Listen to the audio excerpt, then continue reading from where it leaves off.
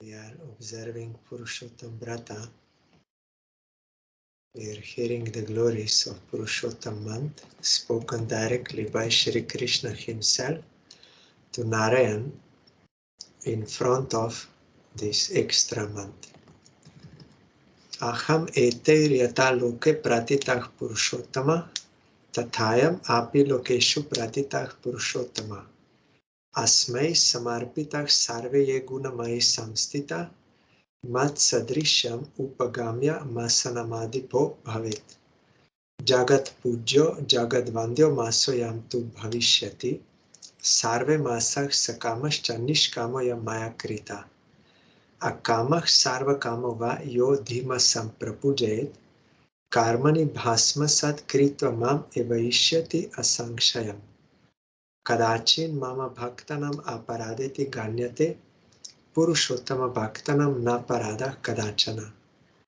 Ya etasmin mahamura japadan adi varjitaha sat karmasnan rahita devatirtha dvijandvijaha. Jayante durbaga dushtah para bhagyopajivana na kadachit sukham teshan swapne pishasha shringavat. Yenaham archito bhaktyam asesmin purushottame dhan putra sukham bhunktva paschat golokavasa bhak. He Ramapati, that is Narayan, just as I am celebrated in this world by the name Purushottam, similarly, this Adimas too will be renowned in the world by the name Purushottam. Now I offer all my qualities to this month. Becoming like me, from today onwards, this Adimas is the monarch of all the other months and is the most worshipable and most adored in the world. All other months are sakama, that is, they will grant worldly desires. This month, however, is nishkama. Those who worship this month, either without any desires or with all types of desires, will have all their karmas burned. Then they will achieve me. My bhaktas sometimes commit offenses, but in this Purushottam month, they will be protected from committing any offense. In this Adimas, those greatly foolish persons who neglect to perform auspicious activities, such as japa, giving in charity, visiting and bathing at the holy places, and who are envious of the Dvijas, are deemed wicked, unfortunate, and living at the cost of others. Thus, they will not attain a cent of happiness, even in their dreams. Conversely, those who are filled with bhakti will take advantage of this Purushottam month to perform archan to me. After enjoying worldly happiness, such as wealth, sons, and so on, they will eventually attain residence in Goloka. Who can attain residence in Goloka? Only one who accepts. Krishna is the only Purusha, only enjoyer. All others are to be enjoyed. So those who are fully surrendered to Krishna, they have only one desire, to serve him. They are only eligible to attain residence in Goloka, no one else. You cannot go there and enjoy or renounce or like this. No, impossible. There everything is fully engaged, and everyone fully engaged in the service of Krishna. He is the center of interest of all. All are serving him in different delightful relations. So only one who has such consciousness, he can enter into that lila, in that place. And we are hearing Brahma Stava. Today, last verse. 1 second.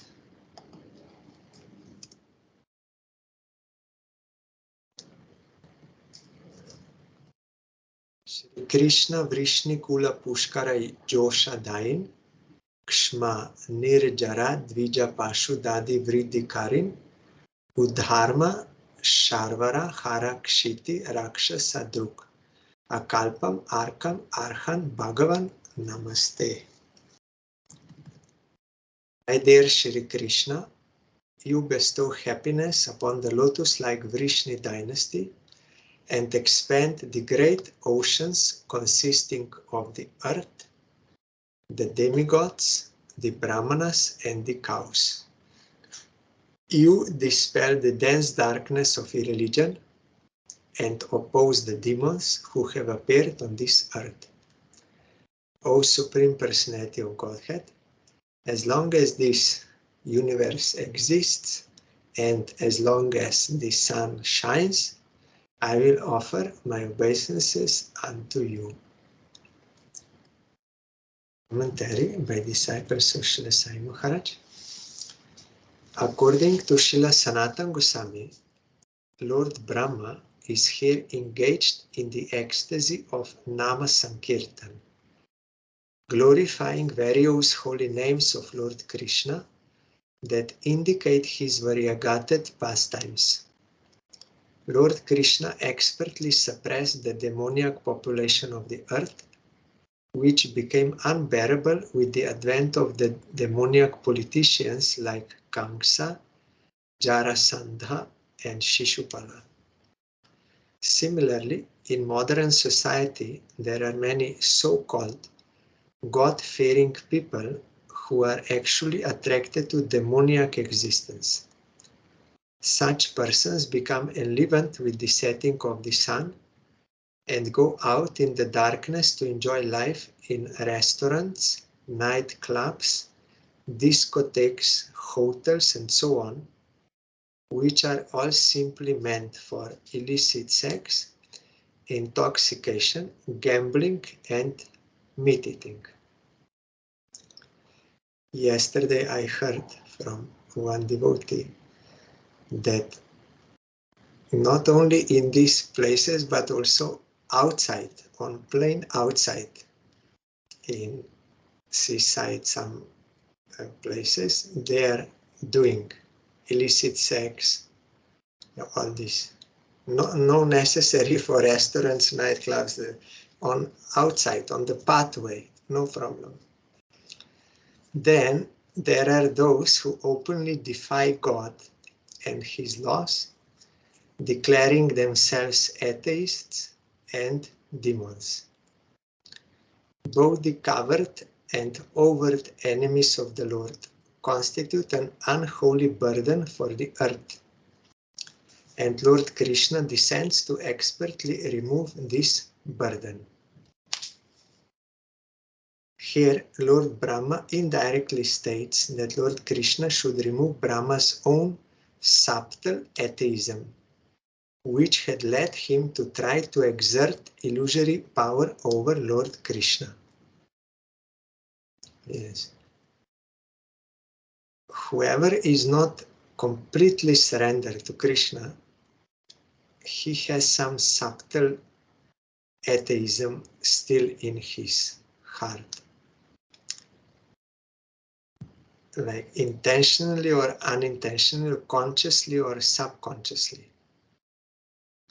Sadhakas, they are trying to serve Krishna, and those anarthas are gradually being removed. These anarthas are also in the forms of demons in Lila, so Krishna is killing them gradually. But unless one is fully unconditionally surrendered to Krishna, still some these demons or anarthas or atheism is there. So that has to be removed by the mercy of Krishna, by the kindness of Krishna.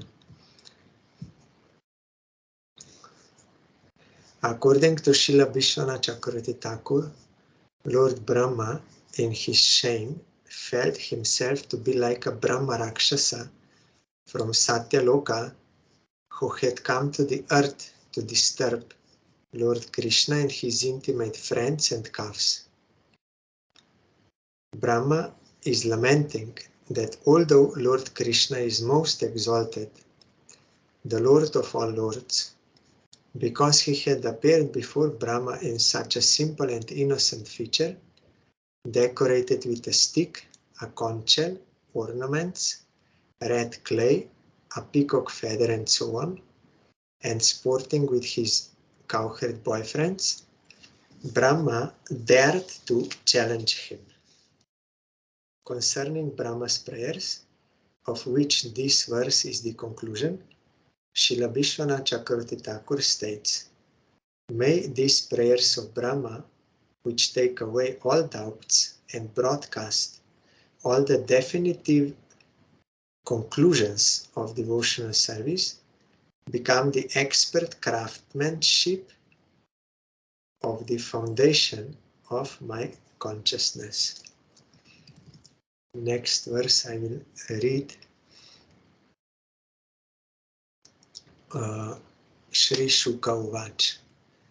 Iti abhishtuya bhumanam trih parikramya padayoh natva bhishtam jagadhata swadhama pratyapadyata. Shukadev Goswami said, having thus offered his prayers, Brahma circumambulated his worshipable Lord, the unlimited personality of Godhead, 3 times, and then bowed down at his lotus feet. The appointed creator of the universe then returned to his own residence. And Srila Vishwanath Chakravarti Thakur, to the last verse, means these 2 verses. I will read. Brahma said, "O Lord, if you don't want to speak to me because I am an offender, then at least show me some mercy by giving the nectar of your glance. By drinking this nectar, I will be able to maintain my life for the rest of the Kalpa." Kalpa is day of Brahma.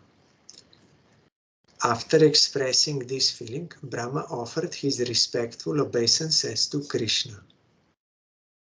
Because he said, up to the end of this universe, or as the sun shines, because during the night of Brahma, this is all destroyed, partial dissolution is there. Referring to Krishna's right eye, which is the original form of the sun, Brahma says, "Vrishni Kula Pushkara Joshadain." As the sun, you make the lotus flower of the Vrishni dynasty bloom and fill them with joy. Because sun makes lotus blossom. Then, referring to Krishna's left eye, which is the original form of the moon, Brahma says, "Kshma nirjara dvija pashudadi vriddhikarin." O moon, who expands the ocean to nourish all the inhabitants of earth, the demigods in Svargaloka, heavenly planets, and the birds and cows in Vrindavan, please mercifully expand the good fortune of me, the lowest of the demigods.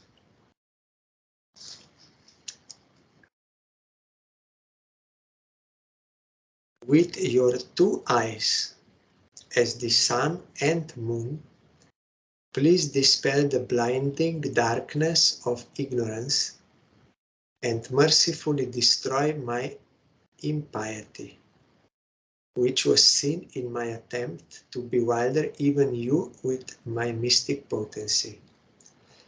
Please remove it so that I will never make such a mistake again.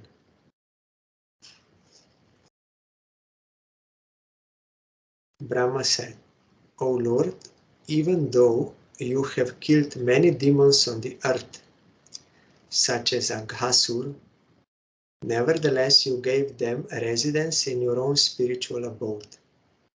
I am also a demon like them. I am a Brahma Rakshasa," those Brahmans who become ghosts and they eat other people. I am a Brahma Rakshasa from Satyaloka who has come to the earth to disturb you in your intimate friends and calves. Therefore, as you punish the other demons, you should also purify me with punishment. If he sees that his master is either merciful or cruel, the servant is encouraged to continue living. But if he sees that his master is indifferent and does not care at all, then a servant no longer desires to maintain his life. At least he should punish. That is also one kind of mercy. But if indifferent, like totally doesn't care, then that is most painful for a servant. Because if punishment, that is a sign of affection, he wants to do good to him. So that is preferable than indifference. Then Brahma thought within his heart, alas, alas, thinking that it was not proper for my master Krishna, who is the most exalted Lord of all lords, to hold a stick, be decorated with gunja, those berries, mineral dyes, peacock feathers, and other simple ornaments, and enjoy pastimes with cowherd boys. I foolishly committed an offense to him and to his friends. Let me beg forgiveness from them. So Brahma, at first he was thinking, it is not proper for the Lord of all lords to hold a stick and like this. But then later he understood this is his pastime, like human-like, that is topmost. Because in that lila, love is totally unrestricted by anything. In the phrase akalpam arkam arhana kalpam arkam arham bhagavan namaste, means, O Supreme Personality of Godhead, as long as this universe exists and as long as the sun shines, I will offer my obeisances unto you. The word akalpam means including your gunja necklace and other ornaments. Arka means even the lowly arka tree, which bears flowers that cannot be offered to the Lord. Here, Brahma says, everything in Braja, including even your ornaments and even the lowly arka tree, are objects of my worship, Arhan. O Lord, who can be merciful or merciless? Who can grant me auspiciousness or trouble? I offer my respectful obeisances to you. This is a full, complete, unconditional surrender. You can give me auspiciousness or trouble, whatever you like. But I am fully surrendered to you. I am offering obeisance. This is similar as we hear in Shikastaka, last verse. Radharani is telling to Krishna, full submission. Concluding Brahma's prayers, Vishwanath Chakravarti Thakur offers the following prayer. Sarva Sankshaya Hrit Sarva Bhakti Siddhanta Santati Astu Brahma Stuti Chita Bito Me Charu Chitrita. May these prayers of Lord Brahma, which remove all doubts and teach all the definitive conclusions on devotion, remain forever impressed upon my heart. The next verse, which I also already read. What was Brahma's desire? Actually, he desired to attain Krishna in Vrindavan. Krishna, however, sent Brahma back to his own home in Brahmaloka, which is very dear to him. Brahma is the creator of the universe, and if he suddenly abandons his post, the universe would not function properly. in the Vedanta Sutra, it is said, Yavat adhikaram avistitir adhikari kanam. Authorities should fulfill the duties of their posts for as long as they are assigned. Thus, it is understood that after fulfilling his responsibilities in the post of Brahma, Brahma would attain his desired goal of residence in Vrindavan.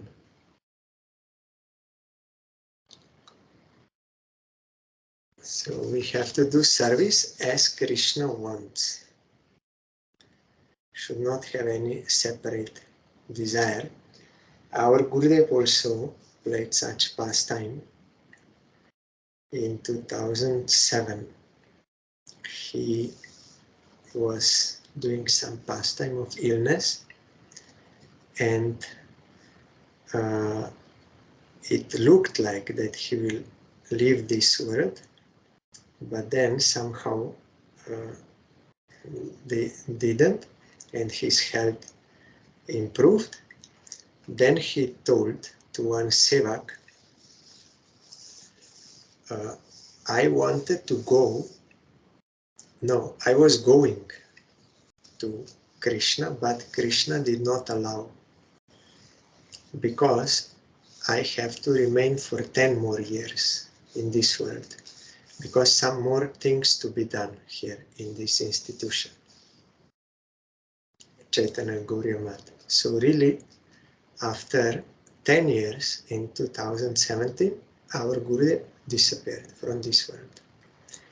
And one time in Delhi Math, when Gurudev was explaining to me the importance of chanting Harinam, then to give himself as an example to encourage, because Gurudev was always teaching by example, after explaining everything to me, then he said, in that period, that 2007, I was going from this world, but Krishna did not allow me,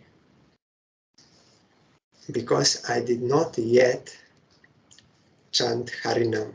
I did not yet do bhajan. So he gave me some more opportunity. So now I am chanting Harinam. So that is, of course, Leela of Gurudev, but he taught like that so that I would be encouraged to follow this intense Harinam, continuous chanting of Harinam. So they said, I wanted to go, but Krishna did not, because I did not yet do bhajan enough. I did not yet chant Harinam enough. So I will have to stay for some more time. So I'm chanting Harinam. So in this way, we completed Brahmastava. This was in Sanskrit and with the commentaries. So I was thinking, now 3 more days are there, today and also 3 more days. On Wednesday it will finish.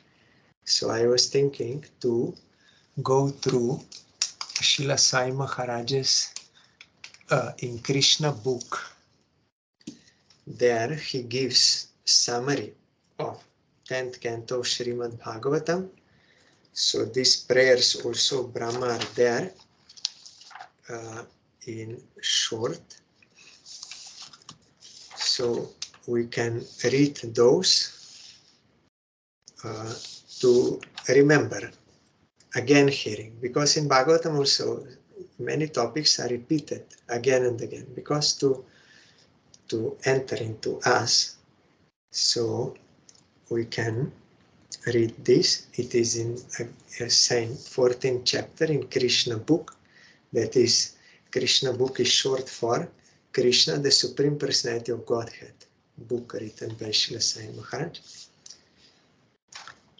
So after Brahma, you remember, stole all the calves and cows and cowherd boys, Then, means calves and cowherd boys, not cows. Then Krishna bewildered him by expanding himself in so many. So after bewilderment, Brahma took absolute shelter to Krishna, and getting his grace, his darshan, his actual swarup of Krishna, then he understood everything by the grace of Krishna. Then he started to offer these prayers. Brahma said, "My dear Lord, you are the only worshipful Supreme Lord, personality of Godhead. Therefore, I am offering my humble obeisances and prayers just to please you. Your bodily features are of the color of clouds filled with water. You are glittering with a silver electric aura emanating from your yellow garments." That is like lightning.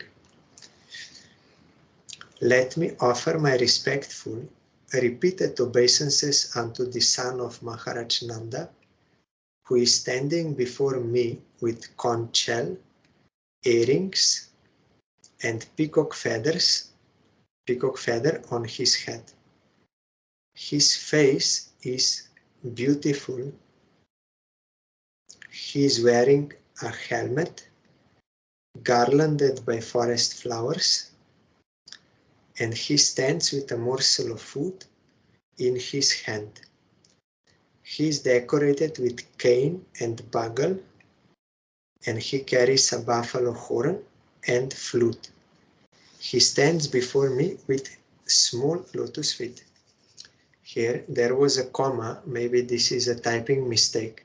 What Sai Maharaj meant here is conch shell earrings, that is gunja, or conch shell, that necklace, that gunja. In some places it is like a berry, and in some places like conch shell. Yes. "My dear Lord, people may say that I am the master of all Vedic knowledge, and I am supposed to be the creator of this universe, but it has been proved now that I cannot understand your personality, even though you are present before me just like a child. You are playing with your boyfriends, calves and cows, which might imply that you do not even have sufficient education. You are appearing just like a village boy, carrying your food in your hand and searching for your calves. And yet there is so much difference between your body and mine that I cannot estimate the potency of your body. As I have already stated in Brahma Samhita, your body is not material. In the Brahma Samhita, it is stated that the body of the Lord is all spiritual. There is no difference between the Lord's body and his self. Each limb of his body can perform the actions of all the others. He can eat with his feet, he can see with his ears, he can smell with his eyes. Any sense can do any function. The Lord can see with his hands, he can hear with his eyes, he can accept offerings with his legs, and he can create with his mouth. Brahma continued, "Your appearance as a cowherd child is for the benefit of the devotees.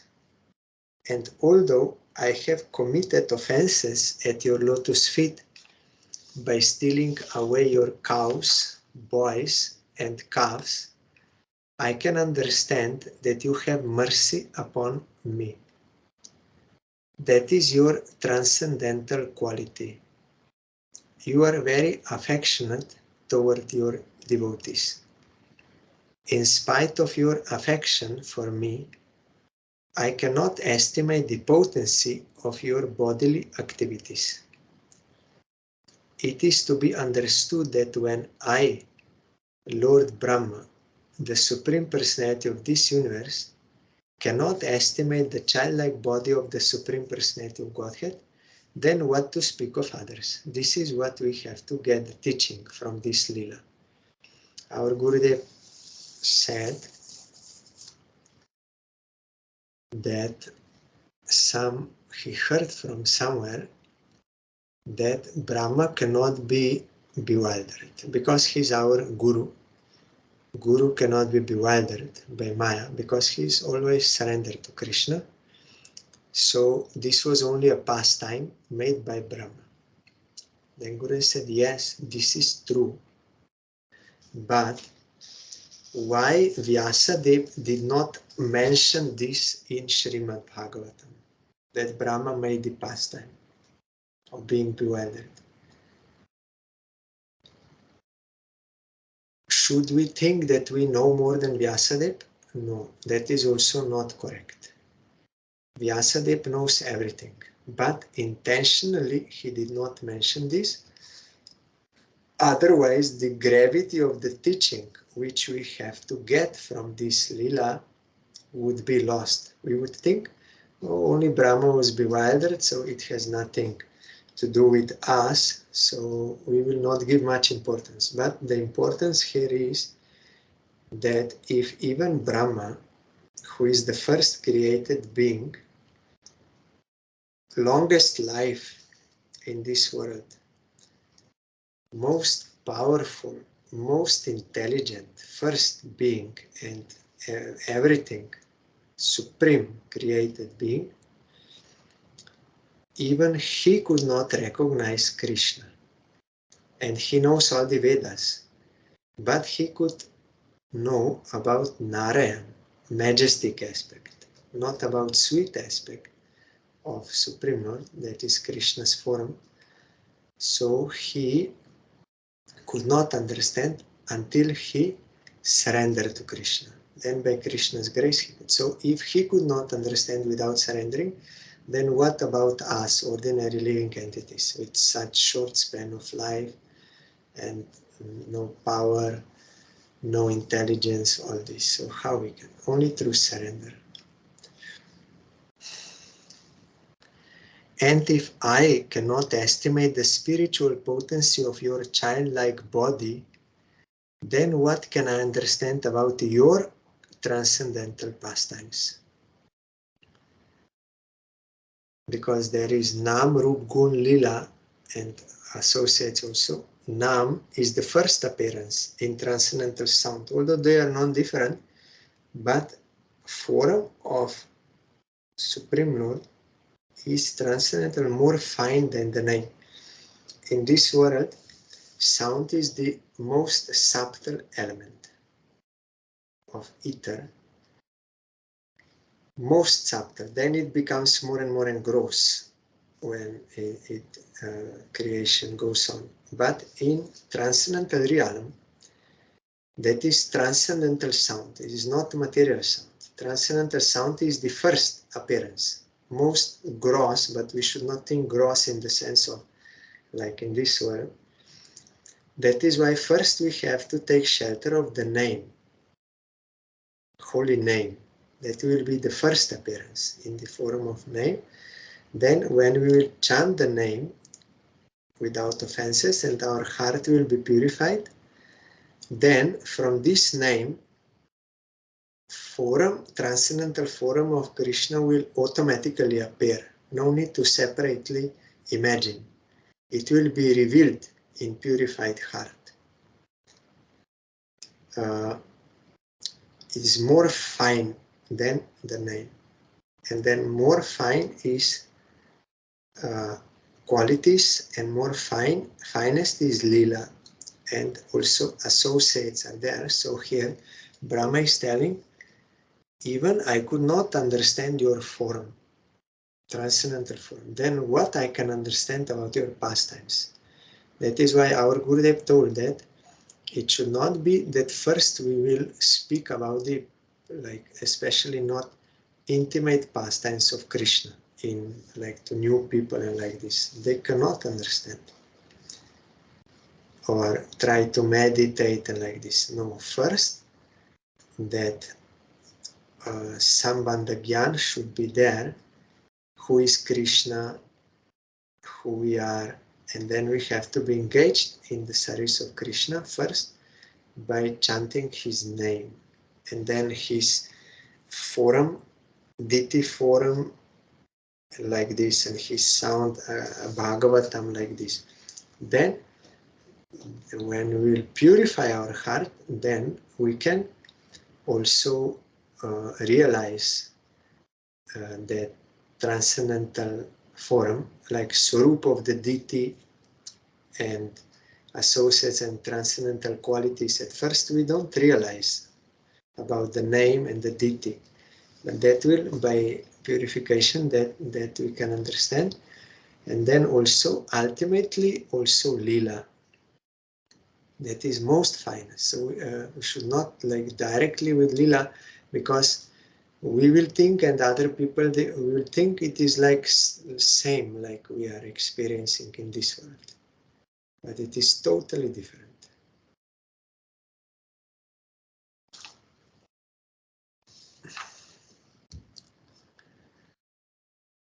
Therefore, as it is said, she is asking here in chat, explain more about Sambandha Gyan. Sambandha means relationship. Sambandha Gyan means knowledge of relationship between Krishna and his energies, means this world and the jivas.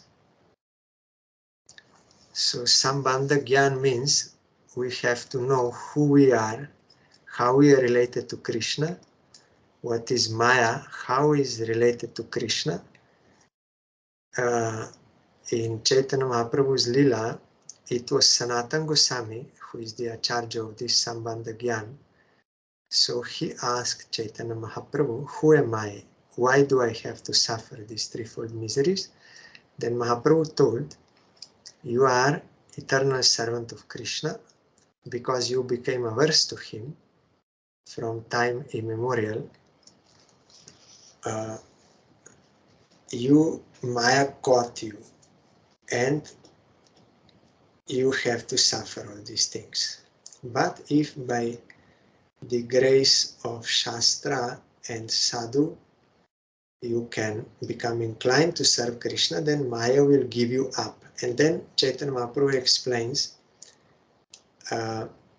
this. The Krishna is Sarva Shaktiman, and we are Tata Veda Jibar Sarup Hoy, Krishna Nitadas, Krishna Tatashta Shakti Veda Ved Prakash.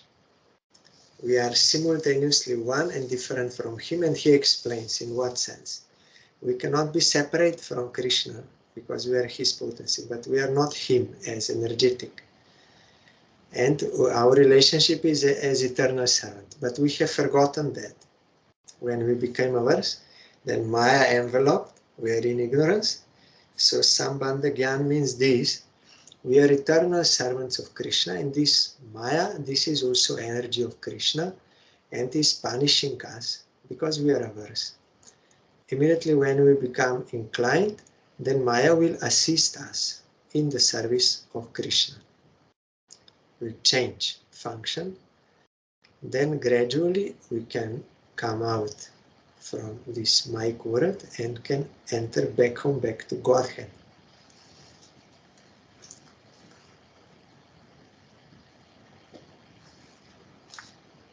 First Sambandha Gyan. Then after Sambandha Gyan, then Abhideya Gyan will come. What we have to do, since we are eternal servants of Krishna, then what we have to do? We have to serve him. So Abhideya means the process. Like when one mother gives birth to a child, then that relationship automatically is there, and she also knows I have to take care of him. It is naturally happening. I have to take care of him, and she takes care of him. Like that, when we realize our relationship with Krishna, then naturally Abhideya will come, service of him. That is why when in Punjab, our Parangurudev was there. In one temple, he was giving Harikatha. Then one lady asked, I am coming to this temple for last 50 years. Sitaram temple was there. And I am offering some flowers, and also I'm doing parikrama and this, but I don't feel any love for Sitaram, even after 50 years. But instead of that, my attachment for my family members is becoming more and more strong. So why is that? Then Parangurudev said, this is very good question you asked. So I want others also should hear. So tomorrow or evening or something, when more people, I will reply to your question. Then Parangurudev said, did you at any time ask any sadhu, who are Sitaram? Who are you in relation to them? She said, no, I don't know. Then Parangurudev said, that is the reason. Because you are just coming here without proper Sambandha Gyan, so all this, your worship is like a karma. It is for worldly benefits. That is why you are experiencing such a result. But when, by the grace of realized soul, you will realize who are Sitaram, they are Supreme Lord, and we are eternally related to them as Jivas, and our family members also, they are Jivas. And like when we will understand this actual Sambandha Gyan, then these same practices, like parikrama, offering flowers or other things, repeating the name, they will have different effect. They will give love for him, transcendental love. But if this relationship is not established, is not known, then it will be like karma. So our material desires will be fulfilled and material attachments increased. It will be karma. That is why our Bharati Maharaj, there were many ISKCON devotees, they took his darshan, and Bharati Maharaj asked them, do you know what is the definition of bhakti? Can you give me scriptural definition of bhakti? Then they could not answer. Then Bharati Maharaj explained to them, this is very important to know. When one is free from all worldly egos, that were Sarvapadi Vinirmuktam Tatparatena Nirmalam Hrishikena Hrishikesha Sevanam Bhakti Ruchate, Rupa Goswami gave, and Anya Bilasita Shunyam Jnana Karma Dhyanavritam Anukulena Krishna Vishnu Bhakti Uttama. He said you have to be free from all worldly egos, and you have to understand that you eternally belong to Krishna. You are his eternal servant. Then when you will engage all the senses in the service of the master of the senses, that is called bhakti. Otherwise, only doing externally, chanting and like this, but without this feeling, without this understanding, that will be karma only. It will be materialistic thing. Outwardly it may look like bhakti, but the fruit will not be like that. No eternal fruit. Like Mahaprabhu told, if you water the seed of bhakti, you give water to the weeds which are growing around that bhakti creeper, then those weeds, they will grow. Not bhakti creeper, they will grow. You will do Shravan Kirtan, all these devotional forums, but watering those desires. So those desires will grow and bhakti will be stand still. It will not increase. So how we can get this Sambandha Gyan? It is only from realized pure devotee. We have to submit to him. He will open this to us and he will engage us in actual service of Krishna. That will be bhakti. Bhakti is not so easy. It is not that everything is bhakti, even if it may look outwardly as bhakti, but it is not. Bhakti is only that activity which satisfies the transcendental senses of Krishna. It should be with that intention and in that form as Krishna wants. So only under the guidance of pure devotee we can do actual bhakti. So Sambandha Gyan is first step.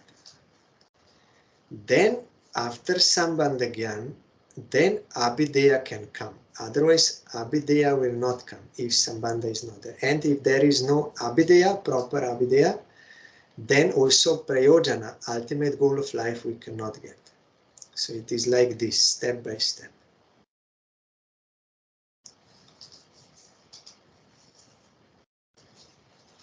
Tomorrow we will continue with this.